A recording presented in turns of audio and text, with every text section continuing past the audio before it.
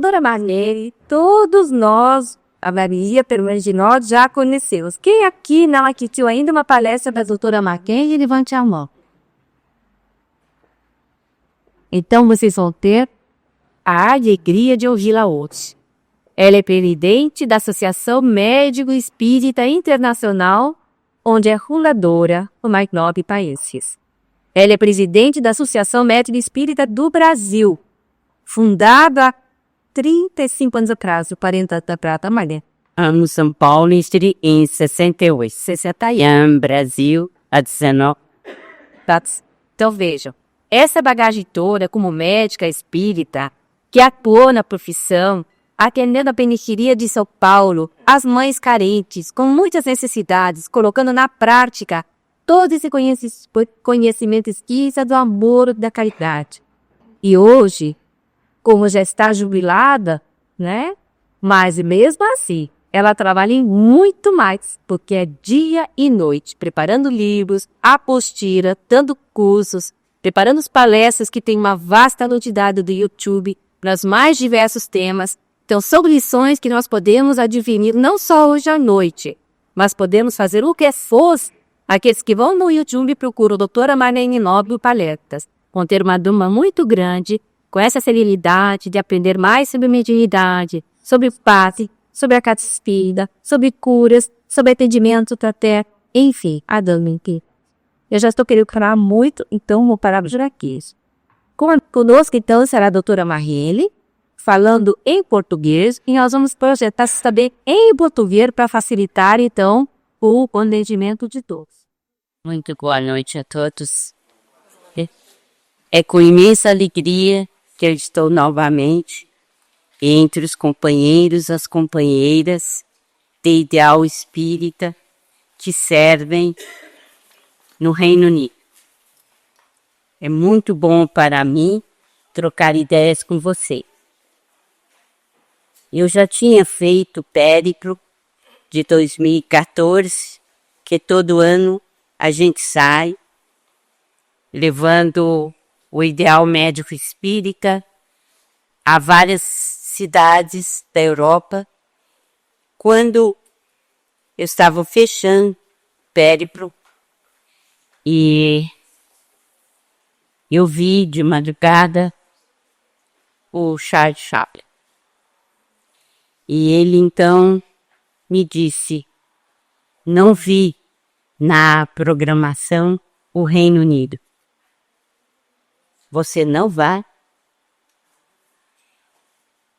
Eu fiquei muito envergonhada, porque eu tinha já estado com vocês o ano passado, e também eu sempre tive muito prazer nessa companhia de estar com vocês. Então, imediatamente, eu conversei com a Elzinha, e ela disse, então venha, e nós vamos fazer seminários, 2 seminários com os nossos trabalhadores das casas espíritas. Eu fiquei muito feliz, embora eu soubesse que haveria ainda vários idas e vindas, mas deu tudo certo e afinal eu estou aqui, muito feliz. Porque se há uma coisa que preenche muito o coração da gente, é estar com trabalhadores da causa espírita. Porque nós comungamos do mesmo ideal. E o ideal alimenta, onde quer que a gente esteja. Vou entrar então no assunto que me trouxe aqui. Mediunidade. Observando hoje o lado médio. O que é ser médio, o distinguir uma mediunidade consciente de uma mediunidade inconsciente e levar as responsabilidades que a mediunidade impõe para os médios. E amanhã falar do trabalhador da mediunidade na prática, o que ele precisa realmente de desenvolver mais. Espero que vocês gostem. Mas especialmente, vamos trocar ideias. Perguntem. Façam suas perguntas por escrito ou, se a organização assim o determinar, façam também oralmente. Isto depois vamos ter a orientação. Mas não se acanhe, porque eu também vou dizer uma coisa para vocês. Há muitos anos eu estudo mediunidade. Tive um grande mestre durante 44 anos, Francisco Cândido Xavier. E posso dizer com toda a sinceridade da minha alma, eu não conheço mediunidade. É algo que necessita muito de leitura, de estudo prático, de pesquisa científica, principalmente daquilo que eu não vou falar aqui, que são os mecanismos da mediunidade. Como é que os espíritos manipulam o nosso cérebro para poder enviar a mensagem. Mas isto é uma outra história, poderemos voltar numa outra ocasião. O importante é nós estabelecermos entre nós esses conceitos básicos, que vocês já devem ter, para que a gente possa trocar ideias. Médium é todo aquele que sente, em um grau qualquer, a influência dos espíritos. Eu posso dizer a vocês que eu nunca encontrei uma definição melhor. E ela foi dada por Allan Kardec no livro dos médiuns, no capítulo 14. Por quê? Quando ele fala um grau qualquer, a influência dos espíritos, significa que todos somos médiuns, como nós vamos ver. Há uma definição de Emmanuel também que eu gosto muito. Mediunidade é força mental, talento criativo da alma, capacidade de comunicação e de interpretação do espírito, ímã do próprio ser. Nós podemos concentrar o nosso pensamento nesta capacidade de comunicação e de interpretação do espírito. Por isso que não existe um médium igual ao outro. Não existe. A mediunidade tem milhares de facetas e está diretamente ligada à questão do espírito encarnado e a sua capacidade de comunicar-se com o além e de interpretar, vejam o termo, e de interpretar o que o espírito quer dizer. Então, a mediunidade não é algo fácil e varia de indivíduo para indivíduo e tem diferentes desdobramentos de acordo com a capacidade do médium. Há algo também que Kardec nos diz que é muito importante.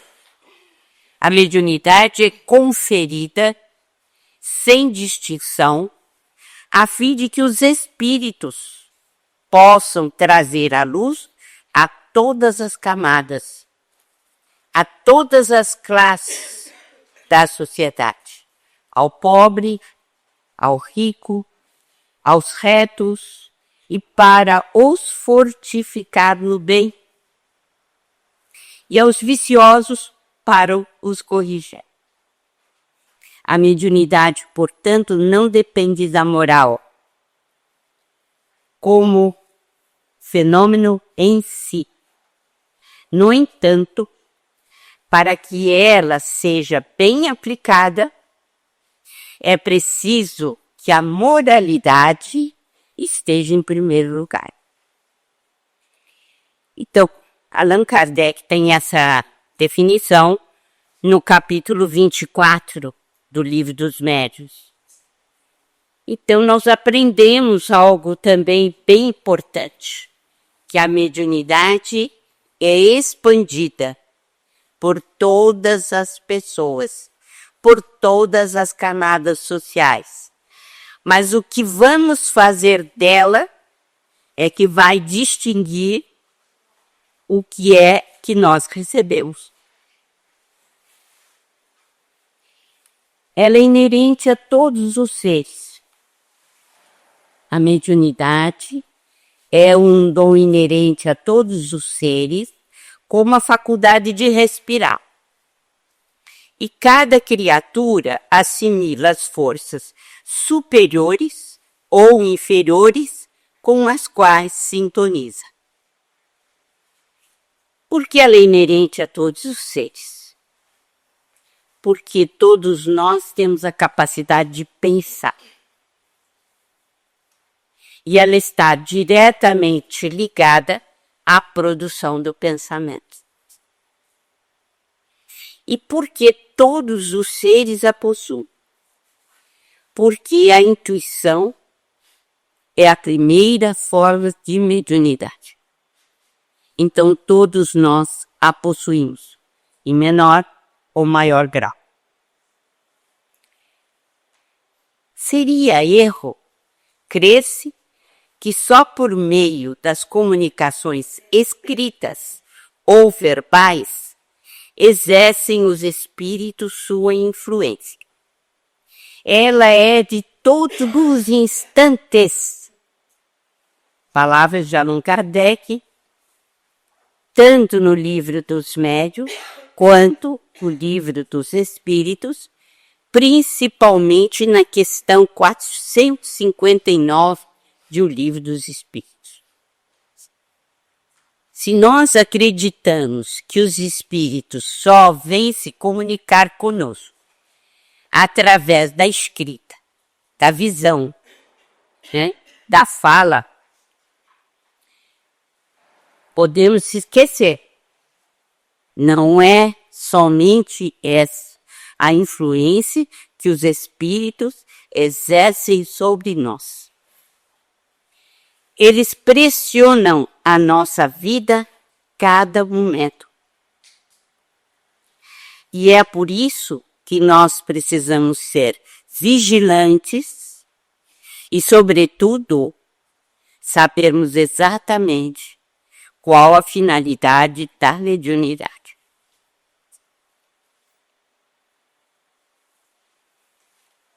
Aqui eu trouxe um caso que vai nos ilustrar o que Kardec quis dizer com essas expressões. Está no livro Nos Domínios da Mediunidade. Uma ambulância passa.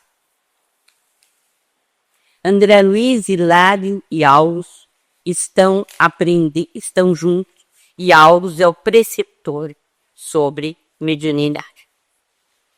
A ambulância passa e junto de um senhor de cabelos grisalhos, uma entidade em roupagem lirial aparece junto dele. E André Luiz e Hilário ficam, de uma certa forma, surpresos.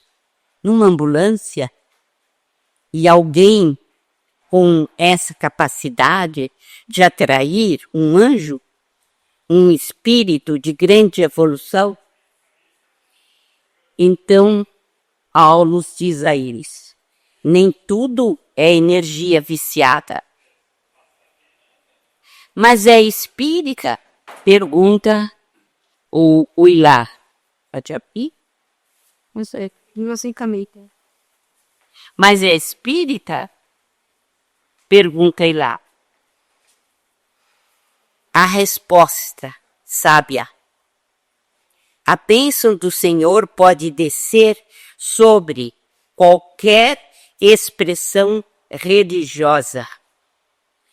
Profissional generoso e humanitário, este Senhor, por suas atitudes, atraiu esse espírito evoluído, esse espírito de luz. Não lhe bastam o título de espírita e de médico. É preciso que ele tenha boa consciência e um coração que irradie paz e fraternidade. Isso ilustra o que Allan Kardec diz. Ele não está falando, ele não está escrevendo. O que ele está fazendo?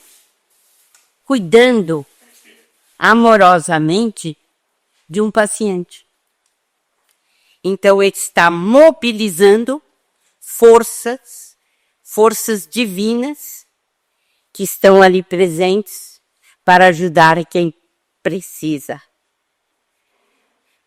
Preciso que a gente atente para essa questão da mediunidade não declarada, da mediunidade que nós temos no dia a dia. Podemos estar onde estivermos, nós sempre vamos carregar energias positivas ou negativas. Isso é mediunidade também. E muitas vezes nós não computamos, não nos apercebemos de que somos intérpretes. Somos intérpretes dos espíritos. Sintonia para que e conter.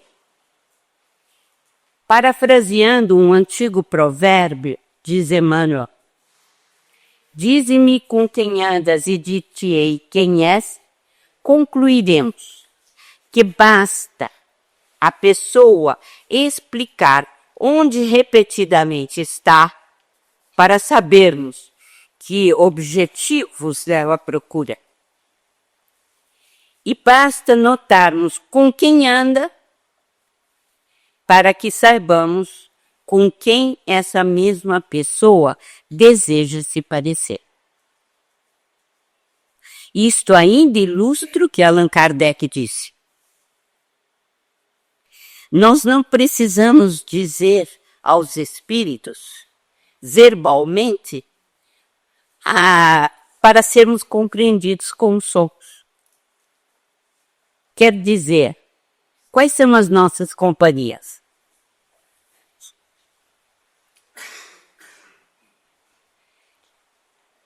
Onde nós vamos? Quais os ambientes que nós buscamos? Isso fala daquilo que nós procuramos e, portanto, está dizendo com quem nós queremos parecer. É essa noção de mediunidade mais ampla que nós não podemos esquecer, tanto para o bem quanto para o mal. Por que que os espíritas, especialmente os espíritas, se preocupam com o fenômeno mediúnico, mas não tão somente para pesquisa ou algo assim? O que nos preocupa no fenômeno mediúnico nos foi orientado diretamente por nosso Senhor Jesus Cristo. E nenhuma religião leva a sério essa questão quanto o Espiritismo. Quando Cristo disse em Marcos, capítulo 16, em meu nome expelirão demônios, falarão outras línguas, pegarão em serpentes, E se beberem qualquer coisa mortífera, não lhes fará mal algum. Imporão as mãos sobre os enfermos e os curarão. Vejam bem a importância do que o Cristo disse há 2000 anos, mais de 2000 anos, quando ele ia ascender aos céus para os 500 da Galileia. O que ele disse, na verdade, é o que o Espiritismo tenta hoje fazer com humildade e com bastante determinação. O que é que nós procuramos fazer? Expelir os demônios. As sessões de desobsessão, por acaso, não são isso? Qual é a religião que procura fazer isso de uma maneira séria? Nós sabemos que existem aquelas que tentam expulsá-las, enviando os demônios para os quintos dos infernos. Mas Jesus não pediu isto. Jesus nos orientou para que nós os expelíssemos, dando orientação, como ele fez. Quando ele viu o homem mudo, que não falava, ele repreendeu o espírito que o impedia de falar. O espírito saiu daquele corpo e o homem voltou a falar. Mas Jesus não enfiou aos infernos. Existem técnicas hoje, infelizmente, ganhando corpo no meio espírita, que manda os obsessores para o inferno. Isso não existe nem em Kardec, nem em lugar nenhum. Os obsessores somos nós mesmos, desencarnados. E se Jesus nos mandou amar ao nosso próximo, como é que nós podemos agir dessa forma? Com que direito? E se foi o próprio Cristo quem nos ensinou a tratar dos obsessores de forma humana, cristã, positiva. Então o Espiritismo procura expelir os demônios e impor as mãos sobre os enfermos. Que mediunidade é essa? Mediunidade de cura. E quem está fazendo assim? É o Espiritismo. E muitas religiões nos condenam. E nós passamos por uma religião que não tem valor. No entanto, humildemente nós dizemos que somos os únicos que estamos seguindo o que Jesus recomendou aos 500 da Galileia.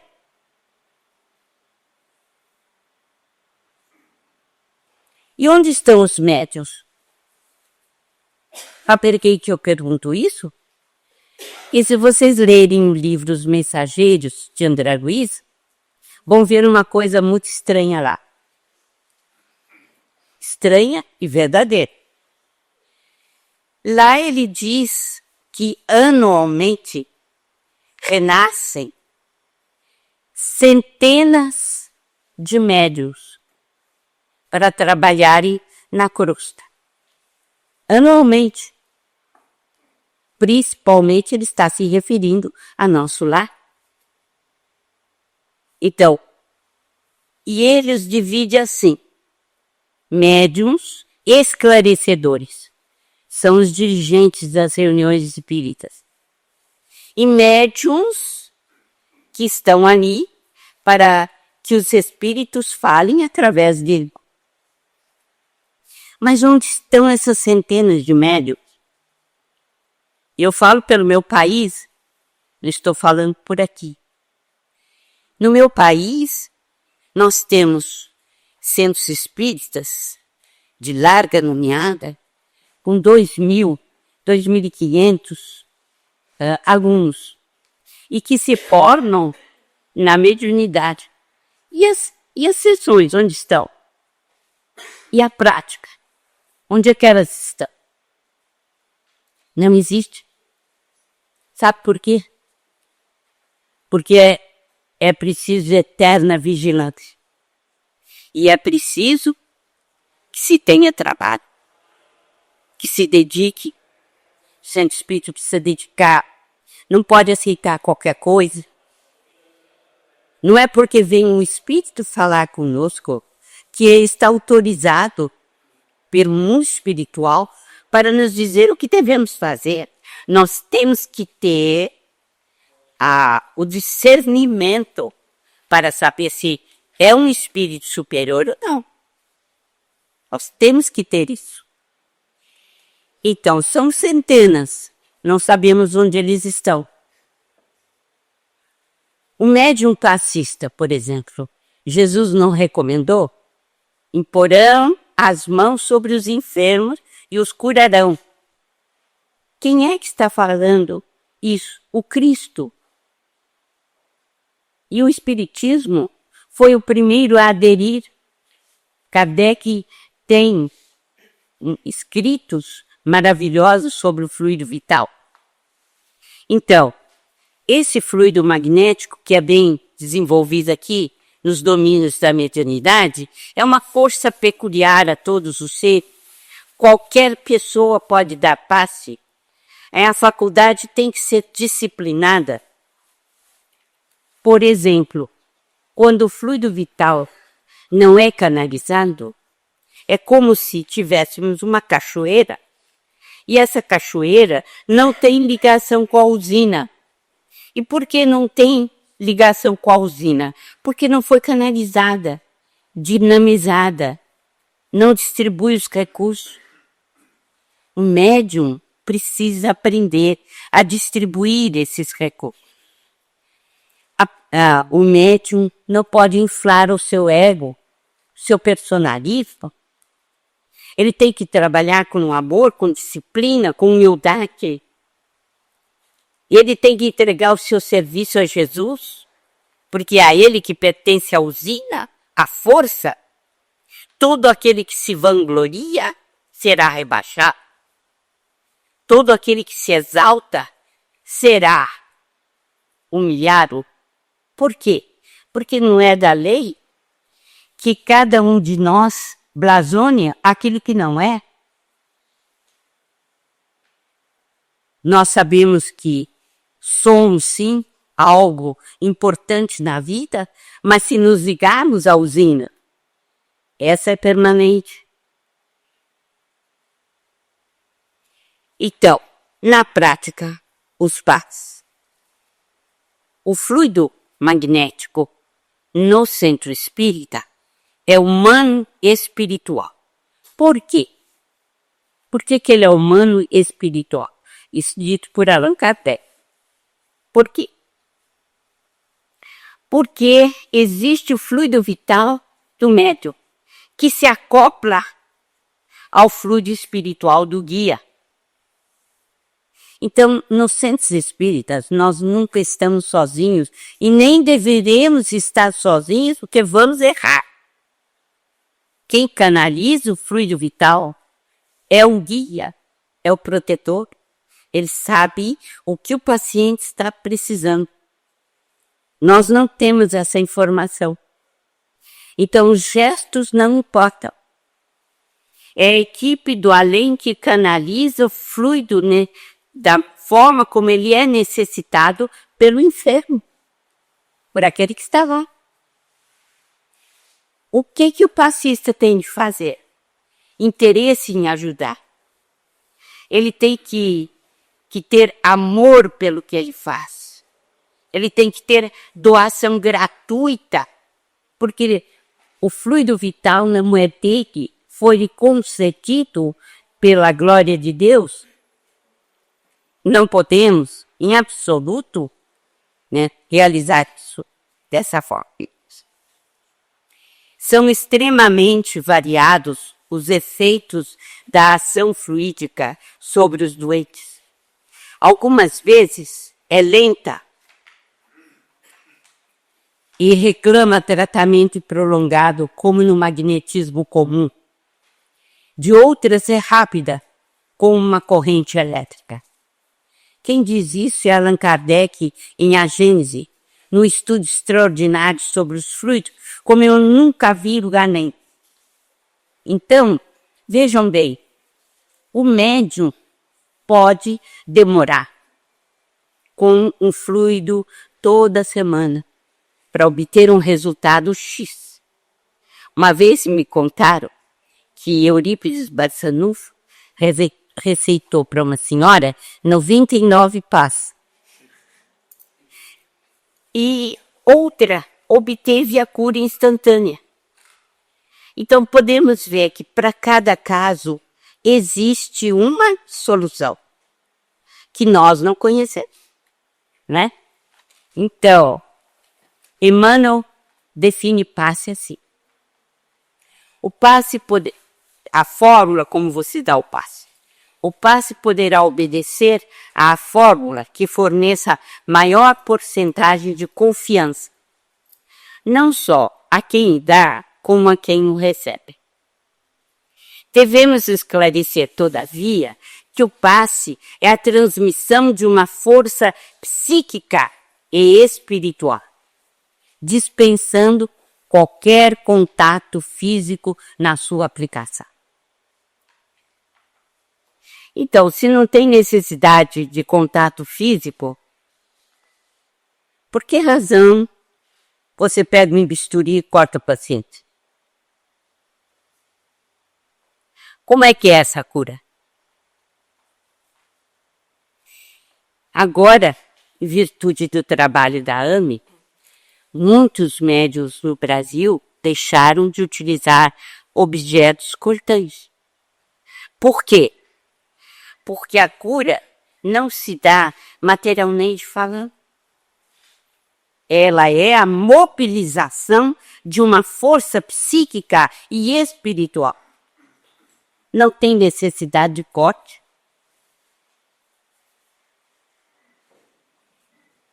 E algo que eu adoro no livro Nos Domínios da Mediunidade. Somos simples elos de uma cadeia de socorro, cuja orientação vem do alto. Na verdade, somos singela tomada elétrica, dando passagem à força que não nos pertence e que servirá na produção de energia e luz. Outro dia, Tovizea falou comigo assim, eu vou dar para vocês um plano de pesquisa espiritual, pesquisa feita, científica, feita por vocês, da ZAN. Aí deu, ficou direitinho. Depois ele disse que o Mesmer fazia parte de uma das falanges e estavam subordinados a ele, estavam ligados a ele, e que o Mesmer dizia sempre que o passe já devia estar sendo dado nas instituições de saúde largamente, e que infelizmente ainda não tinha acontecido. Então eu estou falando para vocês que num futuro não distante, se Deus quiser, o passe será amplamente utilizado pelas instituições de saúde. Porque nós estamos perdendo muito tempo e os doentes não estão aproveitando. E como os espíritos disseram, cada um de nós dentro dessa sala aqui pode doar. Não existe distinção. E quanto mais a pessoa é humilde, quanto mais ela é sincera, quanto mais ela serve a Jesus e não a ETA, mais resultados ela tem. Então, as casas espíritas devem estar preparadas para não tocar no paciente, para desenvolver a humildade, para trabalhar com os guias espirituais, para transmitir a eles a nossa confiança de que eles farão a utilização da força como melhor lhes aprouver. Enfim, nós temos que nos formar interiormente como médiuns. O médium passista, ele não pode se apegar aos resultados. Sabe por quê? Porque ele não conhece o estado de cada paciente. Ele não sabe. Às vezes o melhor paciente é desencarnar, porque assim estava determinado antes da reencarnação. E para ele será melhor. O médium espírita não tem medo da morte. E por isso mesmo não fica simplesmente manipulando dados, isso não compete a ele. Às vezes, alguém pode receber um passe e logo depois desencarnar. Para ele foi melhor, desencarnou mais rápido. Não é? Não podemos ver a questão dessa forma. Temos que entregar o resultado aos espíritos superiores que comandam tudo. Chegou o momento de a humanidade trabalhar junto com uma equipe que não é vista do ponto de vista material. E temos que confiar. Por exemplo, André Luiz foi dar os primeiros passos após a morte física, após ser internado em nosso lar e tudo mais. E aí ele foi tratar de uma senhora que desencarnou por tracoma. Você sabe, a doença dos olhos, a doença infecciosa, e que a levou à desencarnação e ela estava cega do outro lado. Aí o André Luiz foi com todo aquele carinho, deu passe. Era a primeira vez que ele estava dando passe no espiritual. E a mulher começou a ver. E começou a ver, e o senhor é um santo, e o senhor é maravilhoso. Aí o Aniceto, que era o mestre, né, disse, cuidado. O resultado não pertence a você. Você não sabe. Aí ele deu o passe no senhor que tinha desencarnado de câncer da face, totalmente deformado, o rosto todo deformado. E não aconteceu nada. E aí o Aniceto botou a carta. Você viu? Em uma paciente, o resultado foi de uma maneira, e nesse paciente a outra.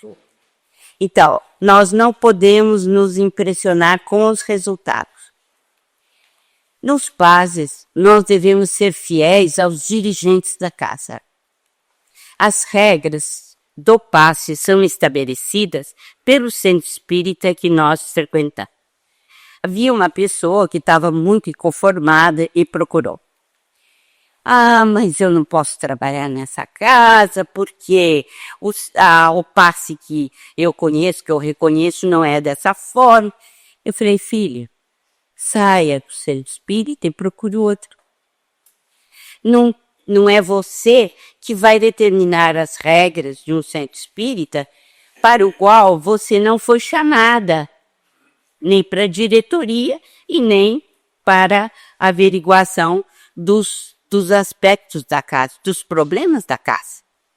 Frequentemente eles pegam os oradores para dar recado para eles nas palestras. Mas nós não estamos ali para isso, né? Então, os dirigentes estabelecem as regras. E por que os dirigentes estabelecem as regras? Porque não existe regra acabada. O passe tem que ser assim e acabou. O que nós vimos de Emmanuel?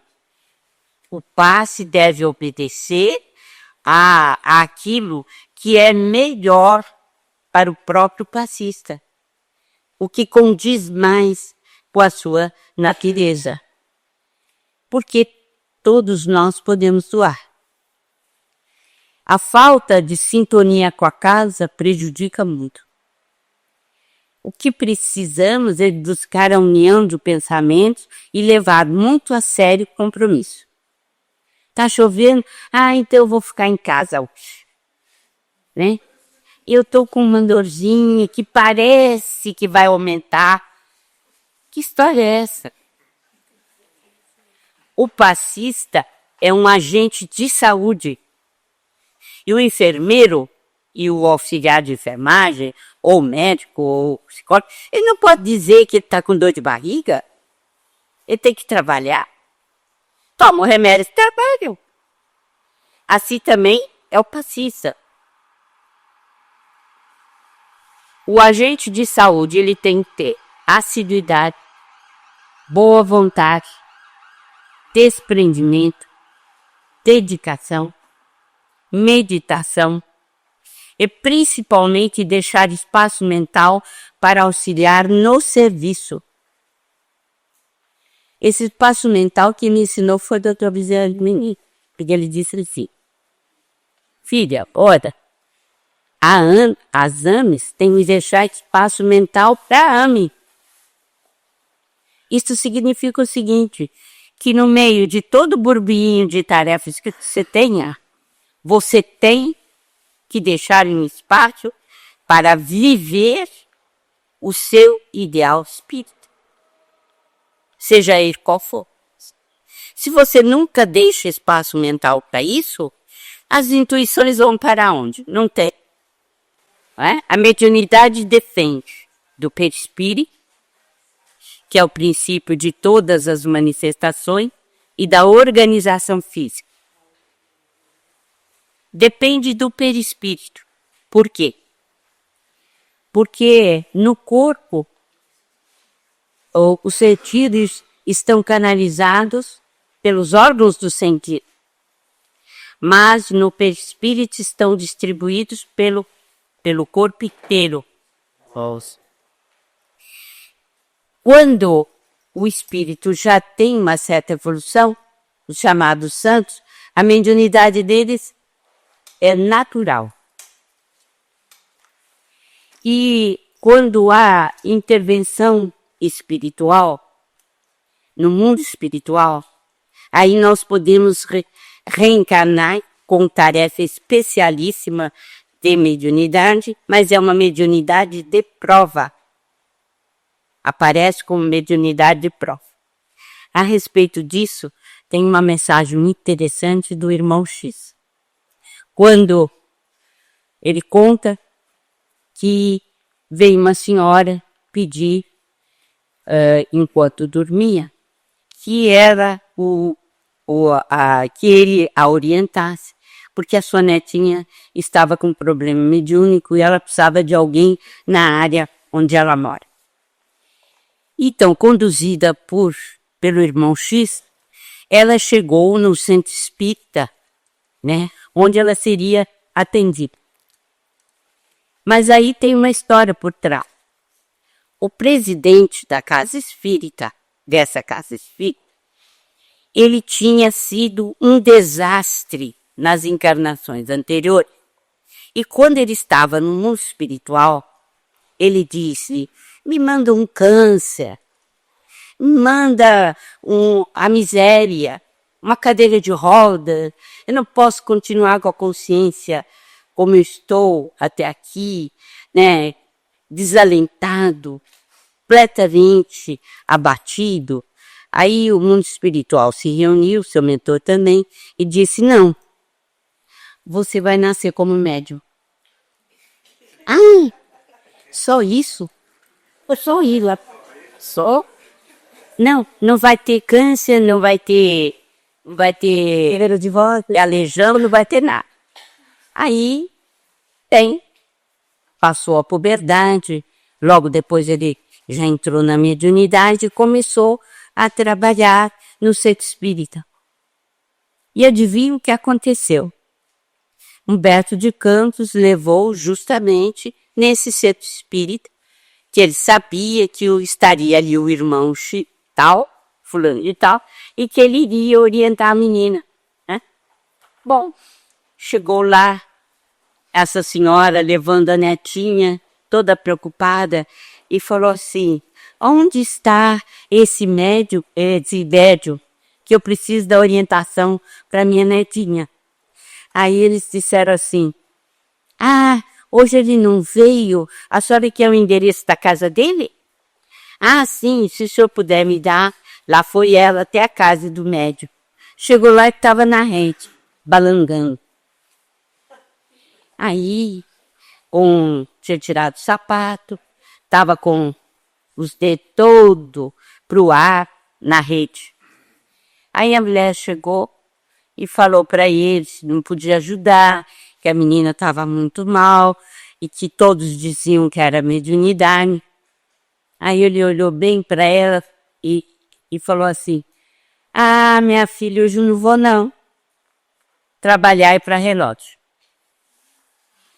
Então, nós vemos que a mediunidade ela é concedida como mediunidade de prova. Pagamento de dívida. Sim. E por isso há intervenção no mundo espiritual para favorecer isso daí. O corpo espiritual ou perispírito, ele é um molde do corpo físico. Ele é uma túnica eletromagnética, uma matéria em outra faixa vibratória e é comandado pelo pensamento.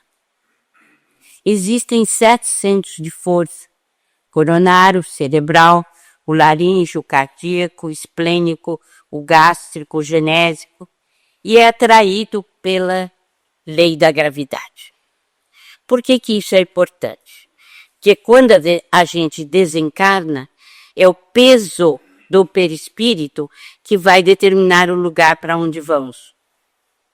Por isso é importante que ele seja atraído pela lei da gravidade. Nosso cartão de visita, seja de qualquer pessoa, é chamado halo vital ou aura. E é uma atmosfera pela qual somos conhecidos, contatados. Isso é muito importante. Por quê? Porque nós podemos esconder de todo mundo, mas não podemos esconder dos espíritos o que realmente nós somos. Quem é que fala sobre nós? A nossa aura. E é através da nossa aura, essa atmosfera particular, nós atraímos os espíritos que têm contato conosco. Os viciados, né? Aqueles que têm tendência ao jogo, aos prazeres, a tudo aquilo que nós julgamos que não aparece, mas que está presente na nossa aura. Ou então, se somos intelectuais, ou se desejamos o bem dos outros, tudo isso está estampado na nossa aura. E o médium, sobretudo, ele atrai por sua aura. Gabriel Delany tem uma frase muito interessante. A mediunidade não é uma faculdade sobrenatural, um dom miraculoso. Ela depende simplesmente de uma propriedade fisiológica do sistema nervoso. Não tem nenhuma relação necessariamente com a moralidade ou o grau de inteligência do médium. Mediunidade, como nós já vimos, ela é inerente a todos os seres e existem aqueles que a têm em maior desenvolvimento. A mediunidade depende da organização física, depende da pineal ou epífise, que é a glândula da vida mental. A epífise é um órgão de senso-percepção. Ela converte onda magnética em estímulo neuroquímico. Então, como Allan Kardec disse e Gabriel Delany, nós dependemos desta pequena glândula para estabelecer contatos com o mundo espiritual. E, evidentemente, do perispírito, porque é através dele que nós atraímos os espíritos que estão ao nosso lado. Então, a epífise é o novo sentido dos homens, está em Missionários da Luz. No exercício mediúnico de qualquer modalidade, a epífise desempenha o papel mais importante. Através de suas forças equilibradas, a mente humana intensifica o poder de emissão e recepção de raios peculiares à nossa esfera. É nela, na epífise ou pineal, que reside o sentido novo dos homens. Entretanto, na grande maioria deles, a potência divina dorme embrionária. Então, quando falamos de mediunidade, temos que colocar perispírito e corpo físico. No perispírito, a aura é importante para o contato que fazemos. E é claro também, porque é através do perispírito que há ressonância entre os espíritos. E por que a pineal é importante? Porque é a pineal que converte onda eletromagnética dos espíritos em onda química. E nosso cérebro funciona mediunicamente. O médium ostensivo é aquele que tem o alargamento da janela dos 5 sentidos. Quando o espírito é depurado, dos santos, por exemplo, a mediunidade é natural. Quando há intervenção dos espíritos para a gente renascer como médium, a mediunidade é de prova. O que nós estamos observando hoje? Aumento do quê? Do fenômeno mediúnico. Por quê? Porque o plano espiritual se aproximou muito mais de nós como uma fatalidade evolutiva. Então, Allan Kardec lembra algo importante. Designamos médium àquele cuja faculdade mediúnica se mostra bem caracterizada e se traduz por efeitos patentes de certa intensidade, o que então depende de uma organização mais ou menos sensível ou sensitiva.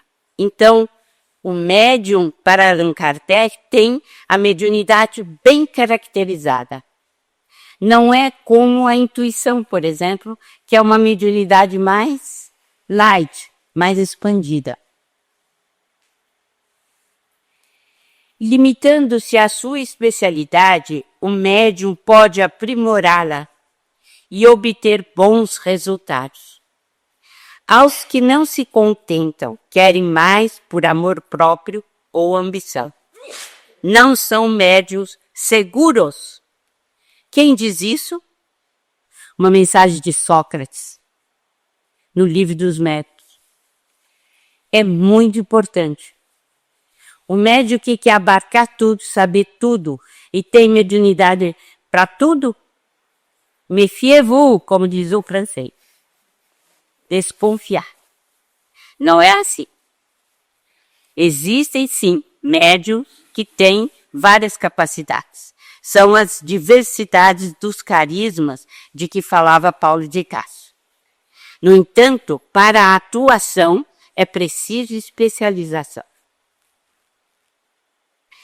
Aurus dizendo: considero de extrema importância a apreciação dos centros cerebrais, que representam bases de operação do pensamento e da vontade, que influem de modo compreensível em todos os fenômenos mediúnicos, desde a intuição pura à materialização objetiva.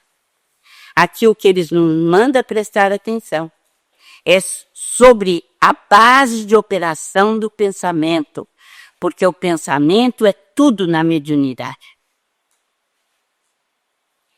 O pensamento é tão significativo na mediunidade como o leito é importante para o rio. É fluido vivo e multiforme. Assimilamos a força que vem do Criador e com ela influenciamos na criação. Os pensamentos são constituídos de átomos em nova escala vibratória. O sentimento é que dá forma e natureza ao pensamento.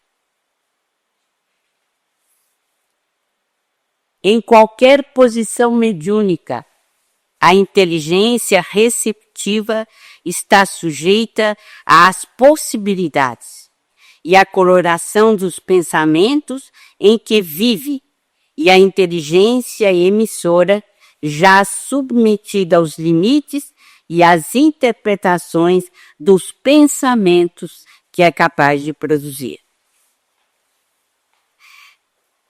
Por que se enfatiza muito o pensamento? Porque ele tem uma propriedade, a indução mental. Você é capaz de reproduzir uma onda mental sua em outra pessoa.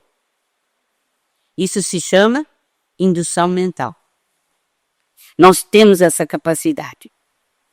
Por isso, os espíritos dizem: nossos pensamentos geram nossos atos.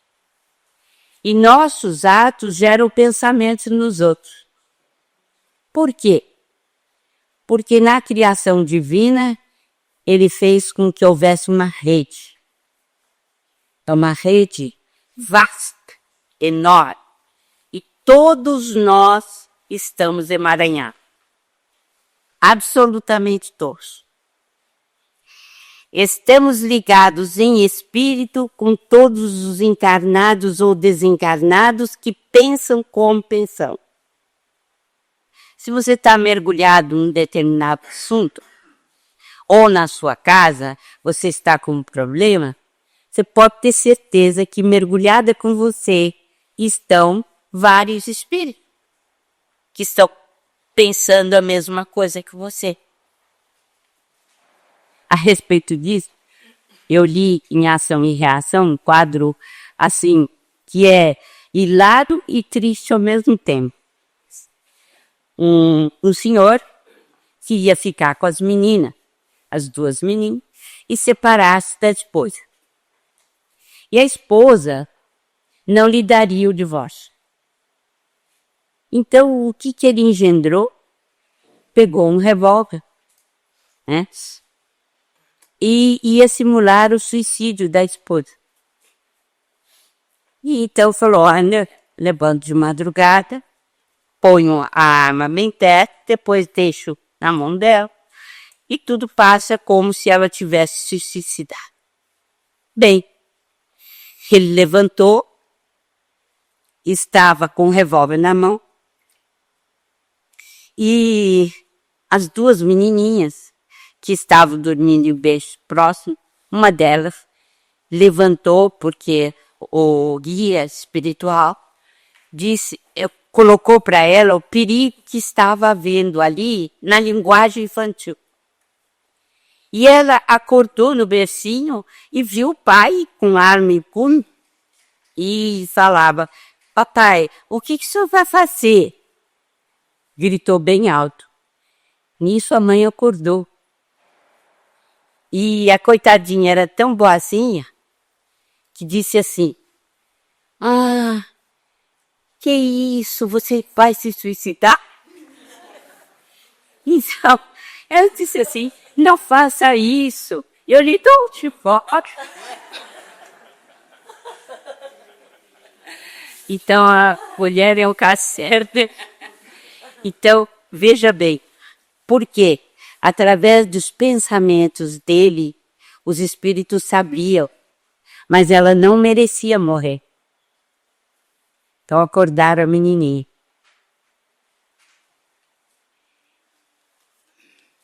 Quais são os sintomas da mediunidade?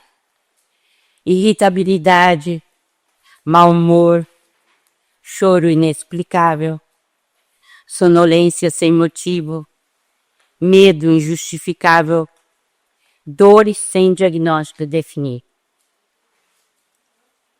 O que vocês acham? Tem alguém que se encaixa aqui? Tá.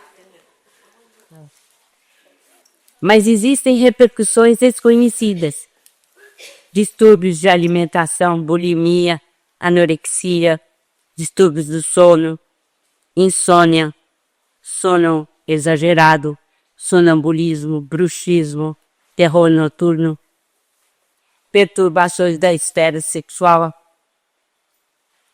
E existem as forças viciadas que nós não levamos em consideração, mas que são o quê? Mediunidade, sim. Simbiose. Comunhão de forças inferiores que o encarnado ou desencarnado pode empregar no bem ou no mal de si mesmo.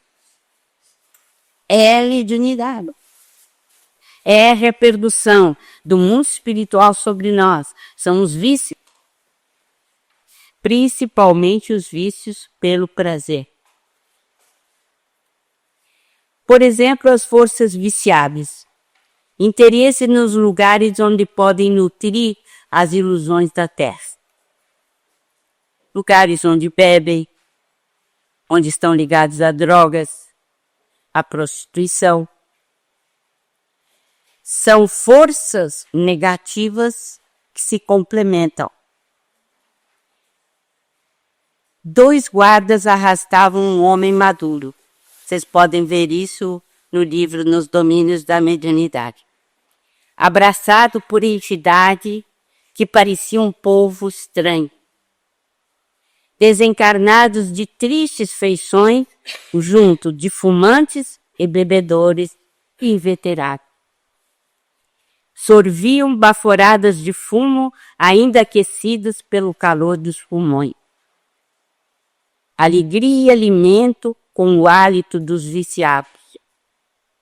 Emoções que os localizam na vizinhança da animalidade.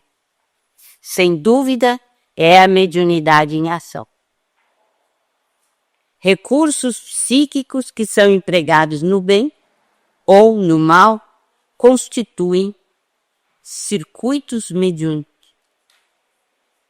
Pessoas altamente favorecidas, mas que são dominadas por espíritos atrasados. Não basta a mediunidade. Precisamos da doutrina espírita para controle dela. Renovação mental com alicerces no bem. Se o médium frequenta esse tipo de ambiente, certamente a sua ligação será com espíritos dessa natureza. E o seu corpo físico e o seu corpo espiritual não vão reagir positivamente. E na mediunidade existem os fenômenos anímicos. Vocês sabem o que são fenômenos anímicos? São aqueles que o homem vivo, encarnado, exerce além do corpo físico, além dos limites do seu corpo físico. Por exemplo, podemos deixar o corpo numa cadeira e o espírito sai e vai visitar outros lugares, né?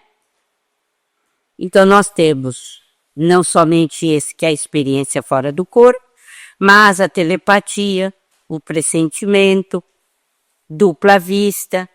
O que é dupla vista? É você ver, ouvir à distância.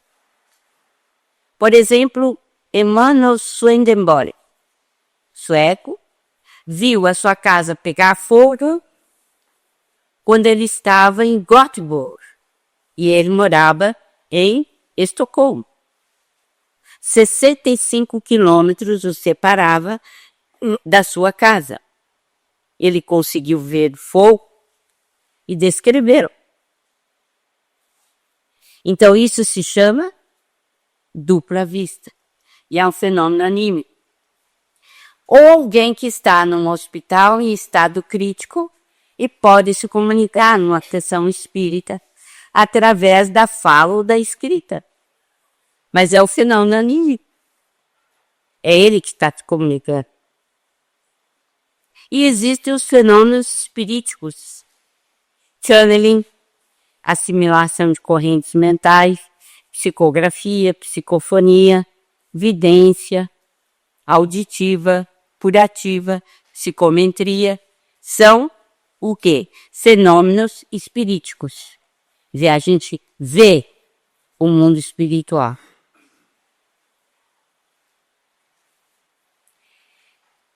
Todas as percepções nossas fazem parte do perispírito, que é, por sua vez, comandado pelo espírito. Quando ele se reveste de um corpo material, elas não se manifestam senão pelos meios orgânicos, pelos órgãos dos sentidos. Estão localizadas. Na experiência fora do corpo, o espírito projeta-se no mundo espiritual, conscientemente ou não, e expande os seus poderes sensoriais, que será tanto maior quanto mais centros de força sejam dissociados ou desarticulados. São expressões de Albert de Rochat. Eu recomendo vivamente quem quiser estudar fenômeno anímico a estudar Albert de Rochat. O outro desdobramento e serviço vocês podem ver nos domínios da mediunidade. O médium Antônio de Castro sai do corpo, vai para um determinado lugar, até aí é fenômeno anímico. Mas aí ele passa a se comunicar com um espírito, aí é fenômeno anímico e espiritual. Há também o fenômeno de materialização. O ectoplasma escapa dos chakras ou centros de força e o espírito pode. Então, nós temos também despedida no leito de morte. Os fenômenos anímicos interessantes são, por exemplo, de Eurípides Barçanufo, né? Alguém conhece a história dele? Aqui? Conhece. Então, os que conhecem sabem que ele deixava o corpo no colégio Allan Kardec e Sacramento e o espírito ia para onde? Atender pessoas. Atender pessoas, né? Aí ia cuidar das pessoas, né?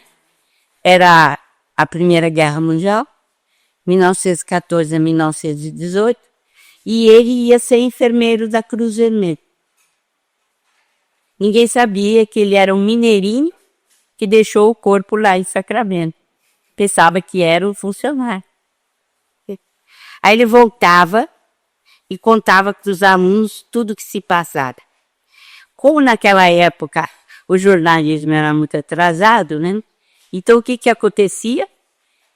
As notícias que ele contava da guerra só chegavam 15 dias depois. Muito interessante. Aqui é Chico Xavier e a materialização da irmã Josefa.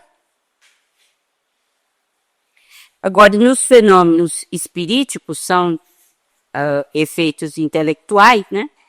Assimilação de correntes mentais, ou aquilo que Kardec chama mediunidade mental da Revista Espírita. Eu recomendo para vocês lerem com cuidado. Vão aprender muito, né? Mediunidade mental, segundo o Espírito São Luís, vem um pouco antes da visão. A pessoa vai desenvolver a parte da visão, antes disso chega a mediunidade mental. A mediunidade purativa, que nós já tivemos oportunidade de descrever, que é a transmissão de energias que alteram o campo celular,